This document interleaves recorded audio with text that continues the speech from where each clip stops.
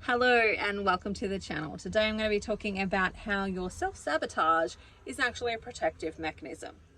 Alright, so if you're new to the space, my name's Christina. I'm a naturopath, a herbalist, life coach and carnivore, and this is a space where I share some of that information and stuff that I use with my clients, patients and within my own health journey. I've lost 40 kilos so far and I'm continuing to lose weight, and as I unpack my own stuff, I love to share that with you as well. What's working, what's not working, what am I learning, etc, etc. Today I'm going to talk about self-sabotage because it's one of the many things that actually stops people from being able to move forward with their healing journey. And I think about health as an actual healing journey. Like, health might be the thing that moves us forward, but the goal is not just for your body to be physically healthy and well, it's for your mind to be healthy and well, for your soul to be healthy and well, along with your body. And so for me, I'm looking at all of the moving parts when I'm working with a patient. And one of those moving parts is our subconscious mind. So our subconscious is the place where we store all of the records or programs that we use to run our life by. So if you are driving a car, for example, and you've driven for many, many years, decades even, you will do a lot of things in that program of driving the car that are subconscious, things that you don't even have to think about. Like, it's just on autopilot. You just press play. It's time to press play on the drive programming, and off you go. And same with like turning your indicators on and off. Like for me, I had a hire car back in January when I needed to go and buy this car. I hired a car to go around and look at the cars, and the car was a European car, and the indicator was on the opposite side of where it normally is in cars that I have driven in. And so every time I went to turn the indicator on, the windscreen wipers went, because it was a subconscious pattern. It was something that I normally do. And probably by the end of the day, I just started to get the hang of like the indicators are on the other side. And then by the time I got into this car, which is the one that I brought, I had to go back a bit because I started to turn the indicators on and I was turning on the windscreen wipers. I figured it out.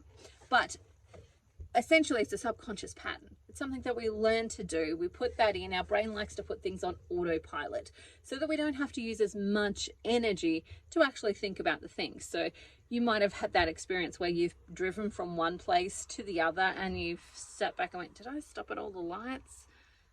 Did I see something on the way? I don't know. I know that I got here and I'm pretty sure I did all the right things because it's a subconscious pattern and you don't think about it in an active space. And so same too is our self-sabotaging mechanisms. We sabotage for all sorts of different reasons, but the number one cause for those, when we track it back, is at some level there's a lack of safety in moving forward. Now, that lack of safety could be that there's a clash between your values. You might have a top value of something and there's a clash between that and something else.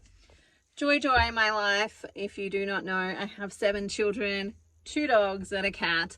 And that means sometimes things get interrupted. So getting back to my point that self-sabotage is often one of the reasons that people stop doing the things that actually are creating them the results. So for example, if you are a business owner and you are making a certain amount of money, you have some rules about how much money you are allowed to make before you start sabotaging it. So it might be, for example, that you're allowed to make as much as you did in your job if you were employed. But if you start making more than that, then you start to sabotage it. Or you're allowed to earn a little bit more than what you did in your job. But if you earn more than your father did, then you start to sabotage it. Now, we all have these types of rules around these types of things, but they're generally subconscious in the sense that we aren't consciously thinking about them.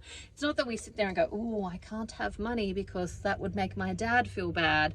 And so I need to like pull back from earning money, etc., etc.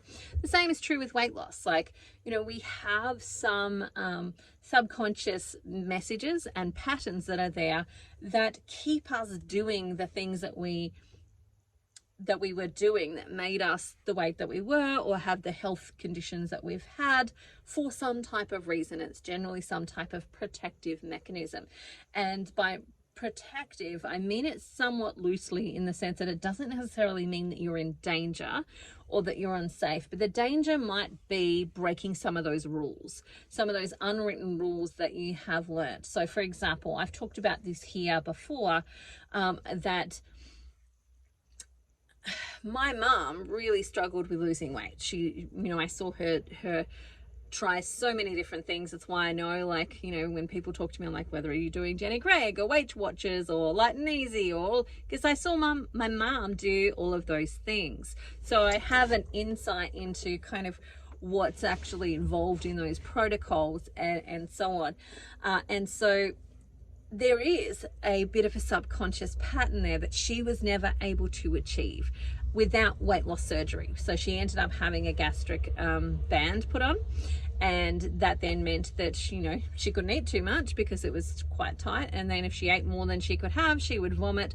So essentially it just kind of made her a bulimic, and bulimic slash anorexic, in the sense that if she would feast on food, and then she would purge essentially until it had just as what her stomach could handle.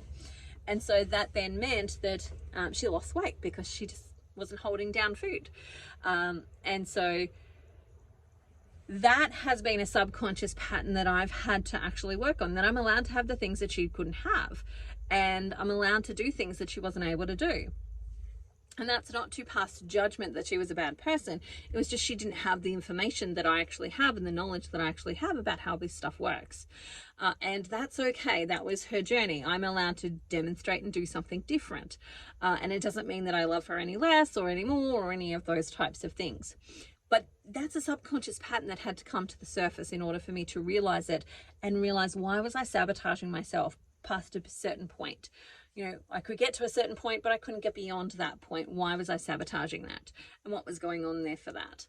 The same is true, I've shared before about in 2017, that year was the year that I was finishing my naturopathy, and I was going to focus on health. Like, I was going to be the healthiest version of me, all of that stuff. And health was my goal that year. So I even made my password 2017 health. And I was really gunning for health that year. I was like, putting salads up on my wall, because at that point in time, I thought salads would make me healthy. I just finished my nutrition studies and so on. And I put up all of this stuff to help me manifest and help me start to attract myself to the things that I wanted. And then I realized towards the end of that year that I did the complete opposite. I'd eaten more unhealthy food than I had probably ever eaten in the last 5 years at least. And I was attracted to unhealthy, sedentary type of behavior instead of the stuff that would actually get me active and moving and creating the healthy habits that I wanted to be creating. And essentially, when I started to unpack that, what I realized was that I had made a subconscious connection between health and death. Because in 2013 was the year that I died after, the birth of my last baby. So essentially, my heart stopped beating multiple times within those surgeries. I used all of the available blood in my state, and they had to keep flying it in for me. And so it was a really traumatic event. But just prior to that, I was at my most healthiest. I was doing gaps. I'd done it for eight months. I was super duper healthy. I'd lost a bunch of weight. My body was healing and repairing and all of that type of stuff. And so I'd made this subconscious connection that health equaled death. And it wasn't until I understood that I realized, I'm basically telling my body to die with that belief, holding that belief that health equals death. My body is resisting that and fighting that with every sense of self-preservation that it can muster, because it means death to it. And of course, from a logical perspective, I was sitting there going, but that pregnancy it wasn't caused because I was healthy. It was just one of those things because I'd had previous C-sections.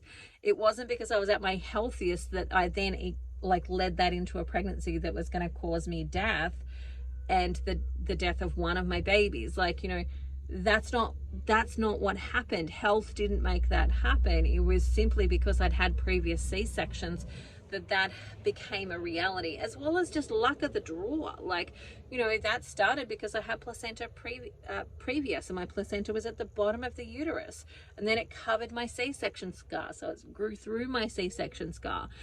And so none of that was because I was healthy, that I was at my healthiest. None of that was because of that. So logically I can see that that doesn't make sense, but subconsciously that was the information that my body took away in that moment. And that's what it then started to work out of, was this subconscious pattern. And so you can see that my body feared, my body was resisting death. There was the self-preservation act there, where I was preserving myself, protecting myself in some way, shape, or form. Now, the same is true in multiple different areas. So, for example, one of the things that I've seen with some of my patients, for example, is this subconscious connection between their physicality and their marriage. So, for example, one of their top values in their life is family, and the traditional family of their partner and them, and then their children, etc. And for them, they have got some connection that might be, for example, their partner might actually be a bit jealous, or there might have been a time in their life where their partner was a little bit jealous when they were younger and trimmer and more attractive, or whatever. Their partner had some jealousy signs, and so instead of working through the jealousy and actually building trust and doing those things, they gained some weight, and that then suddenly the jealousy kind of went away. And so when they start to lose weight, there's this fear that I'm going to lose my husband and my marriage will break down. And so they then get to a point and they go, oh, hang on, better not lose any more weight because my marriage will break down. And again, it's not a conscious decision that they're making, it's a subconscious pattern. And so therefore they start to sabotage their weight loss on a subconscious level as well, where suddenly the things that they have not eaten for the last 10 months or whatever are now really attractive to them, or the things that were a problem for them previously, or weren't ever a problem for them previously in the last however long their dietary change has been, and they're getting really great results from it, are now suddenly a problem. And they don't know why. And they're like, what's wrong with me? Like, I was doing so great. I was like superwoman. I was this, I was that. What's going on? And I can't seem to get back on track, or I can't get back on the wagon, or any of those types of things. Ultimately, it often comes down to some type of sabotage.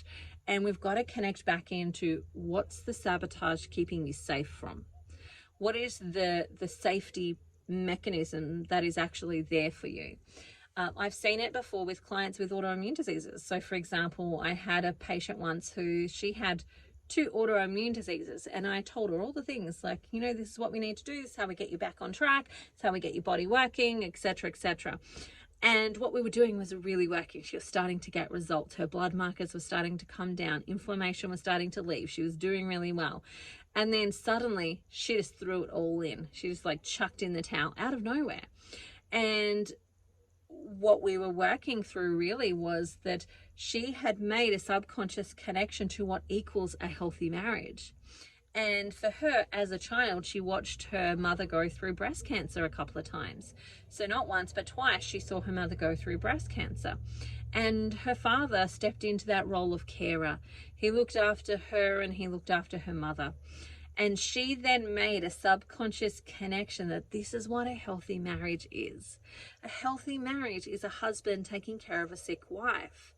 And while that's partly true in the sense of being there for your partner while they're unwell is definitely a part of a healthy marriage, but that's not what makes a healthy marriage, in the sense of somebody has to be sick and somebody has to be the carer. That's that equals a healthy marriage. That's not actually the truth, but it is the connection that she had made. And so for her, family and marriage were a top value. And so when she started to resolve her autoimmune conditions, she started to take away she started to make a misalignment with her life and what the belief was, which is that a healthy marriage is a husband looking after a sick wife. And so she then sabotaged her health so that she could remain the sick wife and he could remain the carer. And so that messaging or that imaging of a husband caring for a sick wife stayed the same. The status quo stayed the same. And that's just an example of how our values can play a big role when it comes to our sabotaging. And part of that is like starting to unpack and starting to learn and ask the questions around what's actually driving this, what is coming up for you, like sometimes from a logical perspective, sometimes from a completely illogical perspective, and asking the questions, why am I not feeling safe? Why do I need to protect myself? Like, and if we ask that question, if we notice we're doing sabotaging things, where we're self-sabotaging ourselves, we're eating stuff that we know we shouldn't be eating, we're doing things that we know we shouldn't be doing. So for example, if you were addicted to coffee and you know coffee is really not great for your body, you know it sends you into adrenal fatigue and all sorts of stuff, but then you find yourself walking past a street that has like the best coffee shops and you love these coffee shops and you find it really incredibly hard to resist the smell of the coffee and then going in and buying a coffee, and normally you would just walk a different way because you know that that's really challenging for you, and you just start to decide to walk that way knowing that it's really challenging for you and that you're most likely going to succumb to that temptation because you've set up the scene to be able to do that. When you find yourself doing those types of things, that's when you've got to start asking, like, how is this protecting me? What is it protecting me from? Where do I not feel safe in my life? Where is the action of me losing weight or me healing my body or doing these things? Where is that causing a misalignment in my values? And it's not always an actual misalignment. It is often just that we need to start to reframe it. But we can't reframe and we can't redirect and we can't even question if that is the truth until we know what the actual thing is. And so asking those questions and allowing yourself to percolate on them and start to gather the answers is one of the ways that we actually stop the space of self-sabotage, so that we can move past this and actually start to get the results that we want to get, because ultimately it's not healthy for you to stay sick or to stay in a state of unwellness or ill health in order to protect ... And most of the time it's not even like, could you ask your husband, hey, if I lose weight, are you going to leave me? And the likelihood is probably the answer is going to be no, of course not. That's ridiculous. Why would I do that?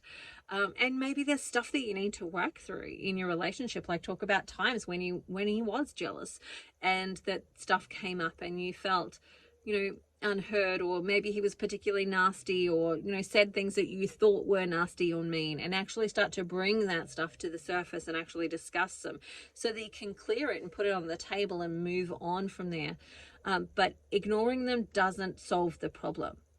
And there's some stuff that I do with my patients and my coaching clients that help us find some of these subconscious beliefs that are keeping us stuck. But you can do some of these in your own journal. So you can get into your journal and ask the question, why am I sabotaging? What is the driver of the sabotage? What values is this goal that I'm working towards achieving bumping up against? And can I resolve those in some way, shape or fashion? And that's when you can book in for a coaching session if you need more support and more help to actually find those things and to work your way through those things. Like that's what I love to do in my coaching. Like when I'm coaching a client through this stuff, I really love to help them find the nuggets that they hadn't necessarily seen there before, and how some of these habitual things can create a lack of safety that they need to move through. All right, that's it for me today. I hope you have the most amazing day ever, and I'm going to talk to you again soon. Bye for now. Remember, like and subscribe, share with a friend, and I look forward to chatting again next time. Bye for now. See you later.